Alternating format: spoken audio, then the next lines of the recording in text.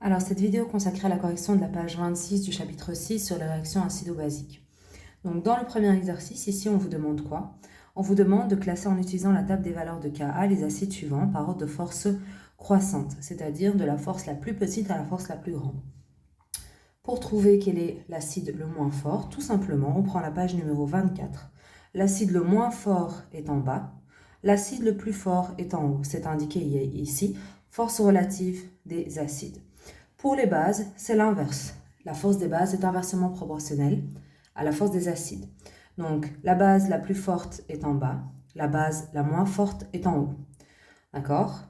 Donc, tout simplement ici, vous voyez, j'ai mis l'acide qui était le plus en bas ici, l'acide qui était le plus en haut ici. Pour la base, c'est l'inverse. J'ai mis la base qui était la plus en bas ici, c'est-à-dire la plus forte. La base qui était le plus en haut ici, c'est-à-dire la moins forte. Dans les exercices suivants, on vous demande de classer les solutions suivantes par ordre d'acidité croissante. L'acidité, c'est quoi? C'est la concentration en H3O+. Ok? Donc ici, peu importe les données qu'on nous donne, on doit trouver la concentration en H3O+, pour pouvoir les classer en fonction de leur acidité. Ici, on nous donne le pH. Comment trouver la concentration de H3O+, à partir du pH? Tout simplement, vous avez une formule ici qui vous dit que pour trouver la concentration de H3O+, on fait 10 exposants moins le pH. C'est ce qu'on fait ici.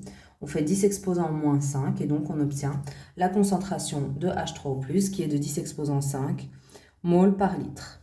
Ok? Pour ici, donc pour le B, on nous donne déjà la concentration en mol par litre de H3O+. Pour le C, on nous donne la concentration en OH-. Comment trouver la concentration de H3O+, à partir de la concentration en OH-? Tout simplement, vous avez une formule ici dans laquelle apparaît OH- et une autre valeur. Donc ici, dans cette formule, la seule inconnue, c'est la concentration de H3O+. Donc on va isoler la concentration de H3O+, d'accord, ce qui va nous donner 10 exposant moins 14 divisé par OH-, et nous allons obtenir comme concentration 0,066 mol par litre. Ok? Dans l'exercice D, on nous donne encore une fois le pH. Pour trouver le pH pour trouver la concentration de H3O+, à partir du pH, tout simplement, on fait 10 exposants moins le pH et on trouve la concentration en H3O+. Ensuite, il suffit tout simplement de mettre la solution qui a la concentration la moins grande en H3O+, c'est-à-dire la moins grande acidité, et ainsi de suite jusqu'à ce qu'on arrive à la solution qui a la plus grande concentration en H3O+, c'est-à-dire qui est la plus acide. Ok? Alors, dans l'exercice 4, enfin, on nous donne à chaque fois une valeur, soit la concentration de H3O+, soit la concentration de OH-, soit le pH. Ok?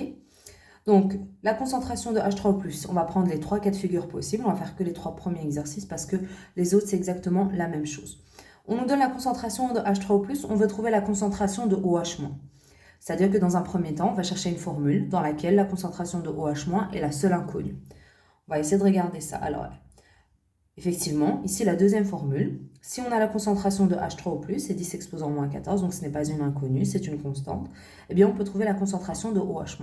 Donc si on isole ici OH-, ça nous donne ici, finalement, que la concentration en OH- est égale à 10 exposant moins 14 divisé par la concentration en H3O+.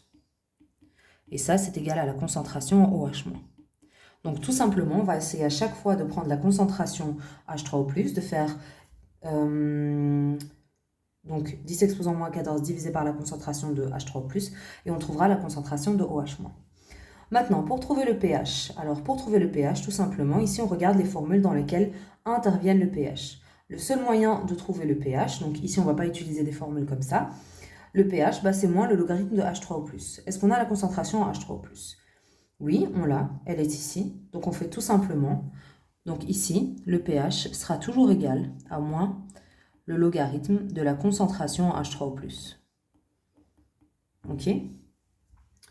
Donc voilà. Alors imaginons maintenant qu'on nous demande de trouver la concentration en H3O+, à partir de la concentration en OH-. Eh bien tout simplement, on va repartir avec la même formule qu'ici. On a la concentration au OH-, on n'a pas la concentration en H3O+. Donc tout simplement, on va isoler ici. Ça sera égal, donc la concentration en H3O+, ça sera égal à la concentration en OH-, 10 exposant moins 14, ça sera égal à 10 exposant moins 14 divisé par la concentration en OH-. Ok, c'est notre cas ici. Donc ici, ensuite, pour trouver le pH, encore une fois, c'est moins le logarithme de H3O+. OK? Alors ici, on a le pH, mais on n'a pas la concentration en H3O+, on n'a pas la concentration en OH-. Alors là, on se demande, est-ce qu'on peut trouver directement la concentration de OH- à partir du pH? Non, il n'y a aucune formule dans laquelle on a à la fois le pH et la concentration en H3O+, en OH-, pardon. Par contre, ici, on peut trouver la concentration en H3O+. Pourquoi? Tout simplement parce qu'on sait que la concentration en H3O+, est égale à 10 exposants moins le pH. Donc finalement, on a deux moyens de trouver la concentration en H3O+, soit ça, ou encore la concentration en H3O+, est égale à 10 exposants moins le pH. Donc ça dépend. Si on a la concentration de OH-, on va utiliser la première formule. Si par contre on n'a pas la concentration en OH- et on a le pH, on va utiliser la deuxième formule. Ok, donc on trouve la concentration en H3O+, qui est égale à 10 exposants moins 5. Ensuite, à partir de 10 exposants moins 5, on fait cette formule pour trouver la concentration en OH-, et ainsi de suite. Alors, pour savoir si la solution est acide, basique ou neutre, on a vu ça en début de cours. Quand le pH est égal à 7, la solution est neutre. Quand le pH est au-dessus de 7, c'est une solution basique. Et quand le pH est en dessous de 7, c'est une solution acide, tout simplement. Pour les autres exercices, c'est exactement le même principe, puisqu'à chaque fois, en fait, nous avons une des valeurs et il nous manque les deux autres. Donc, c'est exactement le même principe. C'est juste une question de taper sur une calculatrice.